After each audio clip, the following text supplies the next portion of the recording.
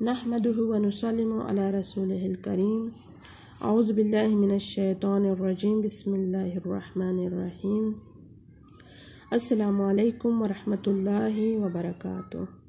تجوید کی کلاس میں خوش آمدید ہیں۔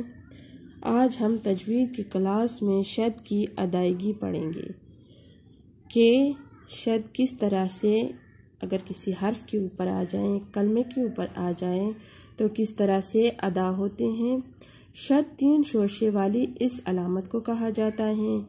جب یہ کسی حرف کے اوپر آ جائیں تو وہ حرف مشدد ہو جاتا ہے اور 2 مرتبہ پڑھا جاتا ہے۔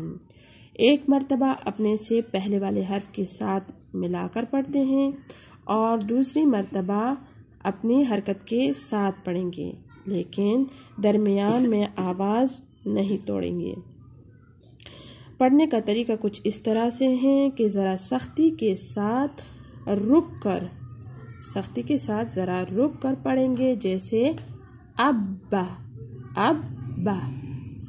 اگر ہم اس کو کھول کے دیکھیں تو کچھ اس طرح سے آتا ہے۔ جس کلمے کے اوپر شد ہیں وہ 2 مرتبہ آیا ہے۔ پہلی مرتبہ ساکن آیا ہے جزم کے ساتھ اور دوسری مرتبہ اس حرکت کے ساتھ آیا ہے جو اس کلمے کے اوپر ہے۔ یہاں پہ ہمارے پاس زبر ہیں تو زبر آیا ہے۔ اگر ہمارے پاس زیر اور پیش ہوتا تو اس پر بھی وہی زیر اور پیش آتا۔ تو یہ ہے ہمارے پاس، اگر ہم کھول کے دیکھیں گے تو اس طرح سے ہیں۔ اب جزم کا بذات خود جو قاعدہ ہے، کیونکہ جزم ہمارے پاس شد کی صورت میں بھی آ سکتا ہے اور شد کے علاوہ بذات خود بھی قرآن میں ایک قاعدہ رکھتا ہے کہ جزم کسی حرف کے اوپر بھی آ سکتا ہے بظاہر۔ تو جزم کے قاعدے میں جزم کو یا تو جزم کہتے ہیں یا سکون کہتے ہیں، اور جس حرف کے اوپر آ جائے وہ حرف یا تو مجزوم ہو جاتا ہے یا ساکن ہو جاتا ہے۔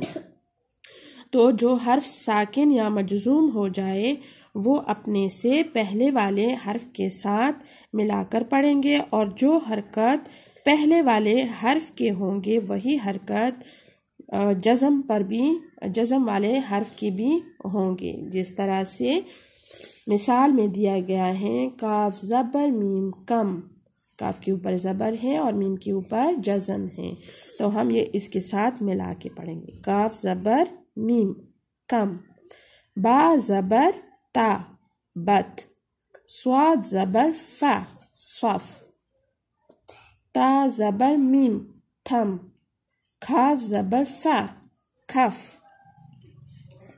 ہا زبر میم ہم، سین زبر میم سم، لام زبر با لب، ہا زبر لام حل، دال زبر میم دم، زواد زیر فا ضف۔ یہاں سے زیر کی مثالیں ہیں، یہاں تک زبر کی تھی، اب زیر کی مثالیں ہیں۔ زواد زیر فا ضف، دال زیر با دب، زواد زیر دال زد، سین زیر با سب، قاف زیر با کب، حمزہ زیر لام ال، نون زیر صاد نس، عین زیر قاف اق، قاف پیش را قر۔ ابھی پیش کی مثالیں، قاف پیش را قر، را پیش با رب، قاف پیش میم قم، جیم پیش فا جف، ہا پیش نون خن،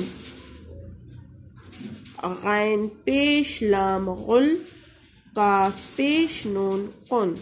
یہ تھا جزم کا ہمارے پاس۔ جب بھی جزم ظاہر آ جائے تو ہم اپنے سے پہلے والے حرف کے ساتھ ملا کے پڑھیں گے۔ تو یہاں پہ ہم دیکھیں گے کہ جب شد آ جائے تو ہم اس کو اگر کھول کے دیکھیں گے تو ایک حرف کے اوپر جزم آ رہا ہے، جو اپنے والے سے پہلے والے حرف پر جو بھی حرکت ہو اس کے ساتھ پڑھیں گے، جیسے الف زبر با اب، با زبر با، یہ با علیحدہ سے ہم پڑھیں گے تو با زبر با، اب با، اب با۔ صاد زبر دال، صد دال زبر دا، قاف زبر قا، صدقا، صدقا، صدقا۔ اگر ہم اس جزم والے حرف کو ذرا زور دے کر سختی کے ساتھ پڑھیں، ذرا رک کر پڑھیں تو اس کی ادائیگی بہتر طریقے سے ہوگی۔ صدقا، علم، علم، کذب، کذب۔ یہ تھی ہمارے پاس عام مثالیں۔ اب یہ قرآن مجید میں کسی کلمے کی صورت میں بھی آ سکتا ہے، جیسے مکناہم، مکناہم، لیکن یہاں پہ ہم دیکھیں کہ نون کے اوپر شد آ رہا ہے تو یہ ہمارے پاس غنہ کا قاعدہ رکھتا ہے، کیونکہ جب بھی نون کے اوپر شد آئے یا میم کے اوپر شد آئے تو ہم غنہ کریں گے۔